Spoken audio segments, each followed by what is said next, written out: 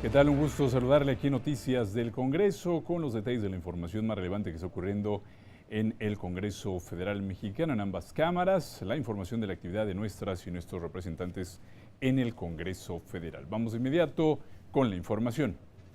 Ante Comisiones Unidas de Desarrollo y Bienestar Social y de Desarrollo Urbano, Ordenamiento Territorial y Vivienda del Senado de la República, compareció Rosario Robles Berlanga, titular de la Secretaría de Desarrollo Agrario, Territorial y Urbano, como parte del análisis del sexto informe de gobierno. La presidenta de la comisión le tomó la protesta. ¿Protesta usted decir verdad en la información que exponga a esta asamblea y ante las preguntas que le formulen las señoras y los señores senadores? Sí, protesto. De no cumplir con el compromiso que asume ante esta comisión, la Cámara de Senadores estará en posibilidad de iniciar los procedimientos judiciales a que haya lugar. En su intervención, la funcionaria resaltó que desde la SEDATU se logró fortalecer la política nacional de vivienda y reiteró su compromiso con la igualdad de género, con las mujeres que aún con los avances siguen encadenadas a la violencia, pobreza y discriminación.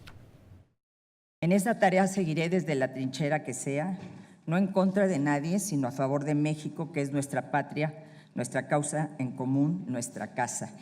Ese México que nos necesita a todos, que requiere paz y que para conseguirla los políticos y las políticas debemos contribuir.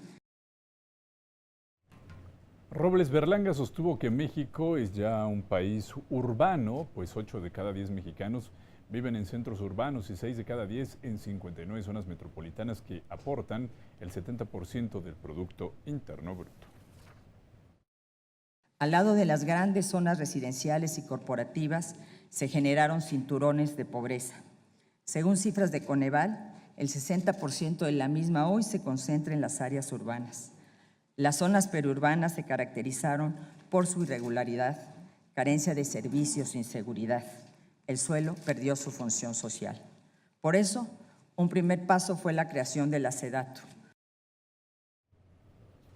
Bueno, legisladores de los diversos grupos parlamentarios representados en las comisiones hicieron uso de palabra para referirse a temas como la pobreza extrema, la carencia alimentaria, señalamientos de casos de corrupción, retos pendientes, desnutrición infantil y obesidad. Y la realidad es que a 6 años de haber iniciado el gobierno del presidente Enrique Peña Nieto, 31 millones de mexicanos aún padecen de la carencia alimentaria, lo cual me lleva a mí a hacerle 3 preguntas muy concretas, señora secretaria. ¿Qué fue lo que sucedió con la Cruzada Nacional contra el Hambre? ¿Pasó a segundo plano? Y en el caso específico de su gestión como secretaria de Desarrollo Agrario, Territorial y Urbano, ¿qué acciones emprendió? Mientras usted estuvo a cargo de Sedesol, se desviaron al menos 2.224 millones de pesos. Con estos datos, secretaria, a mí y a millones de mexicanos nos queda muy claro por qué usted estuvo al frente de una secretaría hasta el final del sexenio. Porque sin duda ha demostrado, como muchos de sus compañeros, a ser una mujer muy capaz para desaparecer dinero público.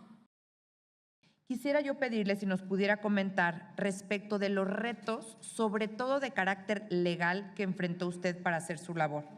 ¿Qué leyes, en su caso, la limitaron en su función y por qué? Y por ende, entre otros, podríamos revisar en esta legislatura para facilitar el trabajo futuro de la SEDATU. Ocupamos el segundo lugar en desnutrición infantil en América Latina y primer lugar en obesidad infantil a nivel mundial.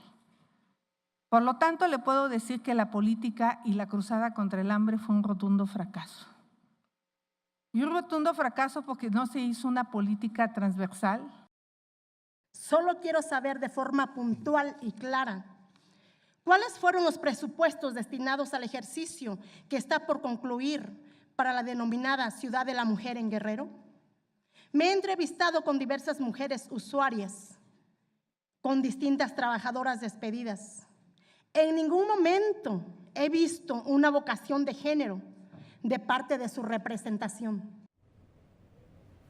Bueno, al dar respuesta a los cuestionamientos, la secretaria de la SEDATU Se refirió a las notas periodísticas que apuntan posibles hechos de corrupción y sostuvo que la dependencia tiene facultades para contratar universidades. Y lo que yo he señalado es que para acusar se necesitan pruebas, más allá de relatos periodísticos. La libertad de expresión es un derecho en nuestro país y por el cual hemos luchado todos, pero se requieren pruebas. Sedesol y Sedatu no contrató a ninguna empresa fantasma. Sedesol y Sedatu no tuvo ningún vínculo con las empresas mencionadas por la Auditoría Superior de la Federación. Además, destacó los avances de la dependencia a su cargo en materia de vivienda. En esta administración, 1 de cada 3 viviendas del Infonavit se construyeron, y no de un cuarto, de 2 habitaciones. Estamos hablando de que se amplió uno de los indicadores de la pobreza, que es precisamente el hacinamiento, que justamente se logró poner en práctica por primera vez una política pública que combatiera el hacinamiento.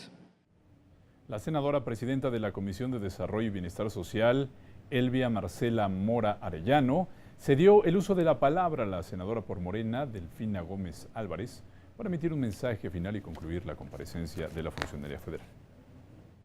Las cifras son importantes porque nos dan una idea, pero la realidad es otra.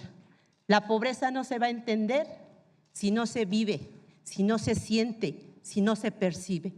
Y lamentablemente tenemos que cambiar nuestra forma de hacer política. Y por eso yo creo que tenemos 3 acciones como senadores.